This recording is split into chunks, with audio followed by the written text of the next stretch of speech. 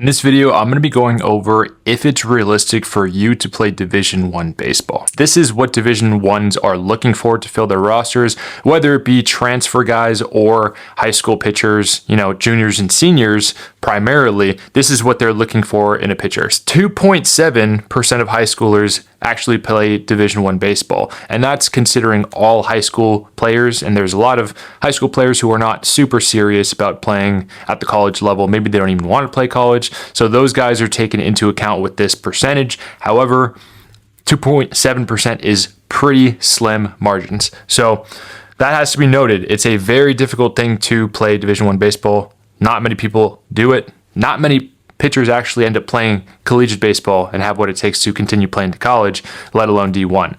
The average fastball is at least 88 miles an hour.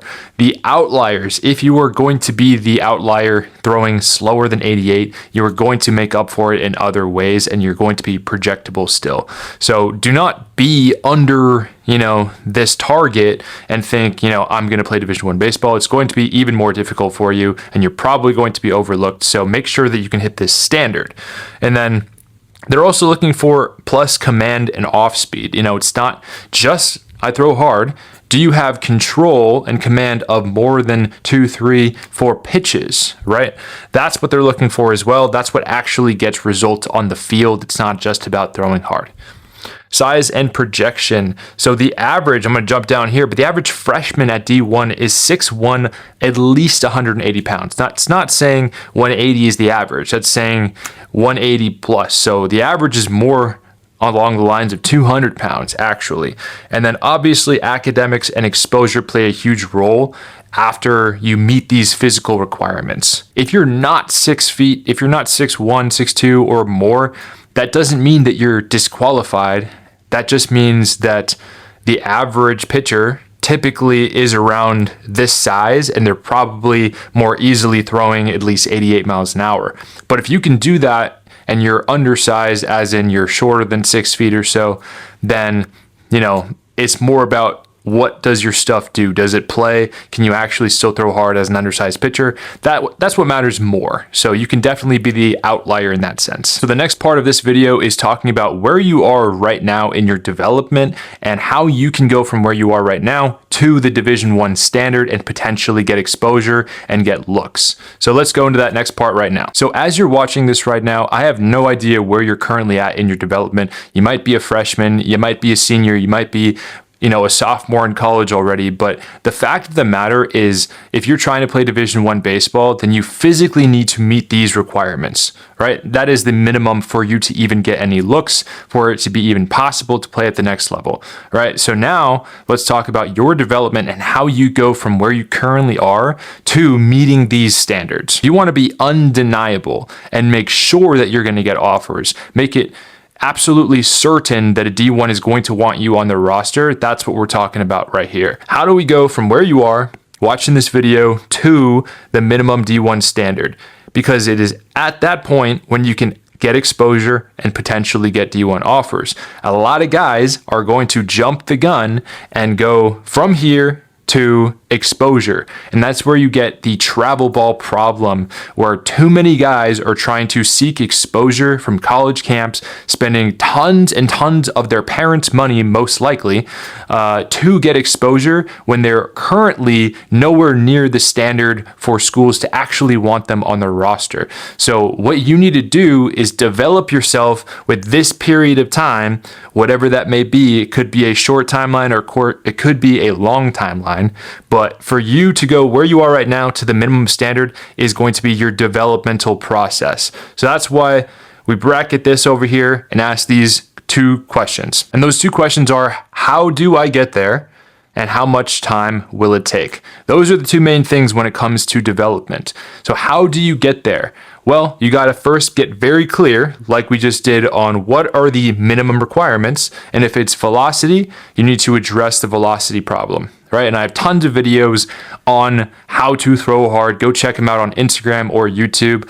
But that's exactly what I help guys with remote coaching. So what does it actually take to develop physically to become this version of yourself? Well, the main thing is if you have this version of yourself in your mind, everything that you do on a daily basis needs to be aligned with the version of you who's playing Division I baseball, throwing at least 88 miles an hour with good command, confidence, good academics, and all of the other things that we mentioned already. The version of you that has all of that going for himself exists. It is out there, but right now is where you can decide to take on that identity and decide to be that person right now and start doing the lifestyle habits that a D1 player does, so that eventually, if you consistently do that with your eyes continuously on the prize, on that D1 version of yourself, this is what I'm building day in and day out, then I have nothing to excuse that goal, right? No one's going to get in the way. I have blinders on. There's nothing that can take me away from this goal. And if that is you, if you're still watching this video, then these are the lifestyle habits that you need to adopt. Division I players have a crazy schedule. They are going to be training early in the morning. That is just what they're going to do. So if you have difficulty training early in the morning, getting enough sleep, eating properly, all of this stuff is just their lifestyle. They've already put in the work prior to get to the D1 level, and this is just the way that they are. It's not something that they randomly get to and then they have to adopt this new way of life. They have to adjust to the college lifestyle, sure, but they already know how to treat their body, how to recover, how to sleep, how to eat, how to train, because that's the stuff that got them to the body, the minimum standard that got them the offer to play at a Division I. So where you are right now, you have to look at everything that you do on a daily basis and completely do an audit of it. Are you doing enough on a daily basis? And by enough, I'm talking about, it doesn't have to be an overwhelming schedule. It has to be, do I do the things that are going to, over time, consistently get me to where I need to be?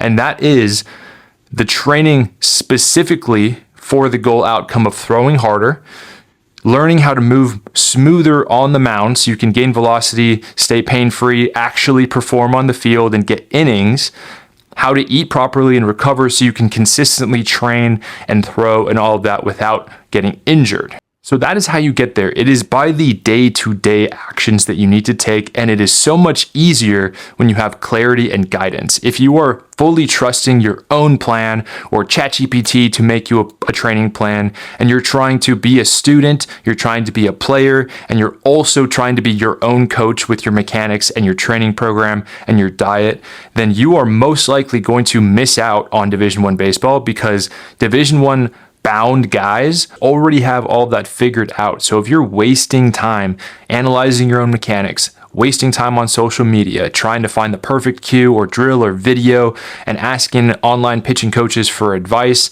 and actually doing none of the work that really matters, and consistently find excuses to not do the work consistently and be diligent in the right actions, those are the guys who are going to miss out on Division I baseball, because the D1 bound guys already have all that figured out. They only have to focus on being a student, being an athlete, and doing the work that is in front of them and being diligent and consistent. And when all of that is super clear and they know exactly what to do, they have guidance and someone to help them through their process so they don't have to worry about relying on themselves, then that is when D1 guys are built. So how much time will all of that take? Well, it depends on where your starting point is. If you're a sophomore watching this and you're in the low 70s, obviously you got some work to do before a big junior year recruiting year, but it is absolutely not out of the question. But the thing is, if you're watching this right now, this is the standard, and where you are right now,